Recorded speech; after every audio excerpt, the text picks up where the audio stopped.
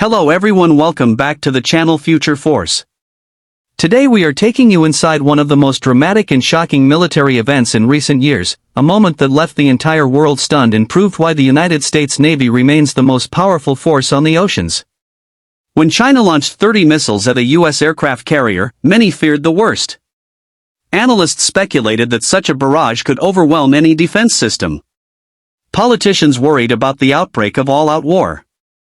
Media outlets immediately broadcast headlines predicting devastation. Yet what followed was something few expected. Instead of disaster, the Navy responded in a way that amazed allies, confounded adversaries, and reassured the world that America's floating fortresses remain the guardians of freedom on the seas. From the outside, the aircraft carrier under attack was not just a warship, it was a floating city of steel and power. Its massive hull stretched longer than 3 football fields, cutting across the ocean with a presence that cannot be ignored. Its island superstructure rose like a tower, bristling with radars, sensors, and antennas, giving it the appearance of a fortress at sea.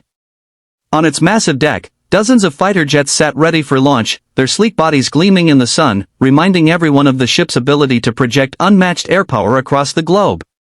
For decades, the aircraft carrier has been the symbol of American naval dominance, but when 30 incoming missiles were detected streaking toward it, the world wondered if this symbol of power could truly withstand modern missile warfare. Inside, however, the carrier was far more than steel and machines.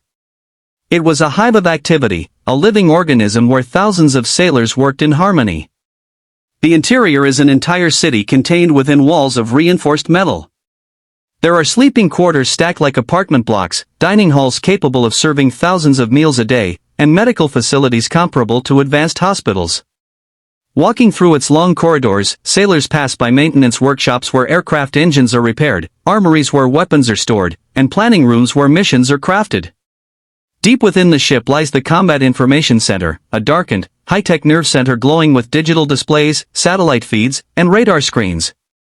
It is here that the carrier comes alive as more than just a ship, transforming into a brain that processes threats, makes decisions, and executes responses faster than human eyes can blink. During the attack, the interior of the ship became a storm of focus and coordination.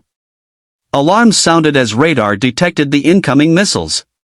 Crew members rushed to their stations with practiced precision, each person knowing exactly what to do.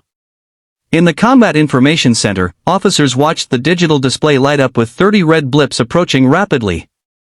Commands were issued instantly, and within moments, the carrier's defensive systems roared to life.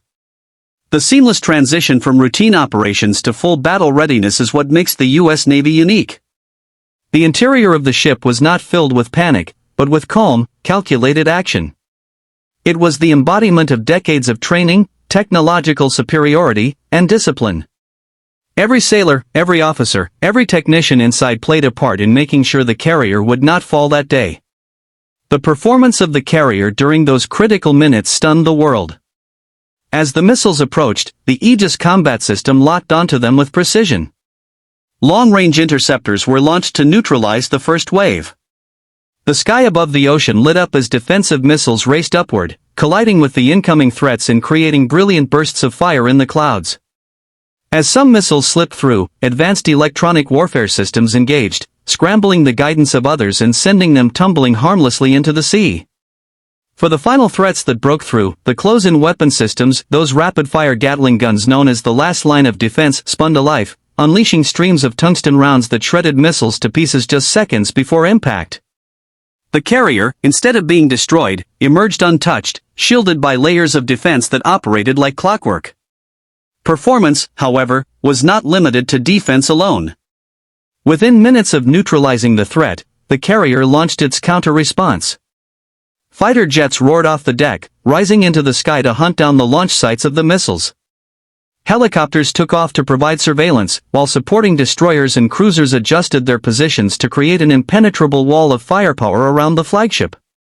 The carrier strike group moved as a single organism, offensive and defensive capabilities blending seamlessly. What looked like a potential catastrophe became a demonstration of control, power, and precision.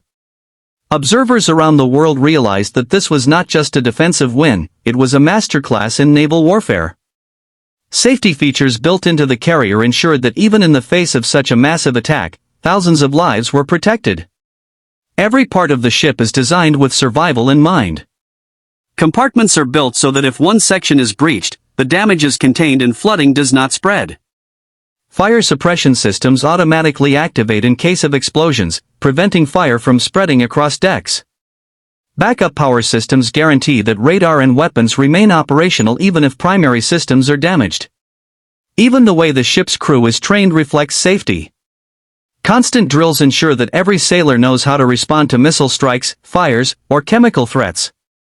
This combination of structural safety, automated systems, and human training is why the carrier did not just survive the attack, but remained fully operational and ready to retaliate.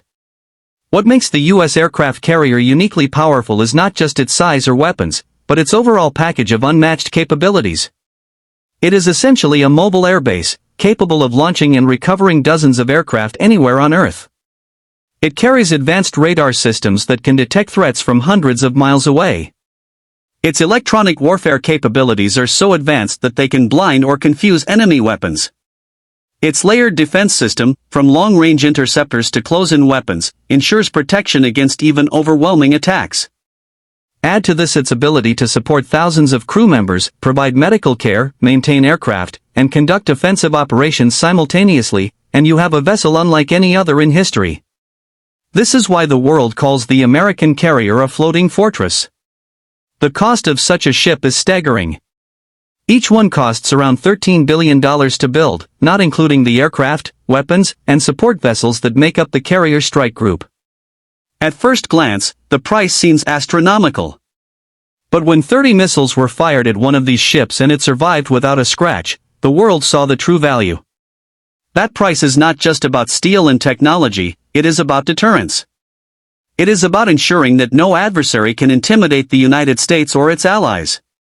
It is about maintaining stability in a world where aggressive actions like missile launches can destabilize entire regions.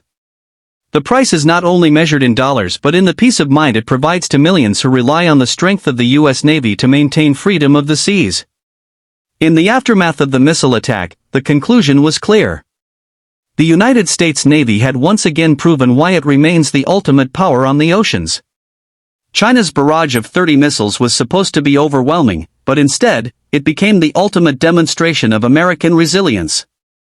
The exterior of the carrier showed its unbreakable presence, the interior revealed the complexity and discipline that make it a city at sea, the performance under fire shocked the world, safety features protected every life on board, unique selling points demonstrated unmatched global reach, and the price was justified as the cost of global security.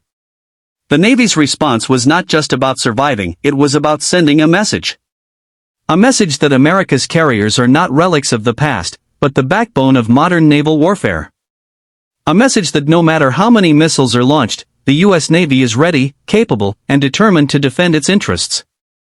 And above all, a message to the world that freedom of the seas will always be protected by the might of the United States Navy.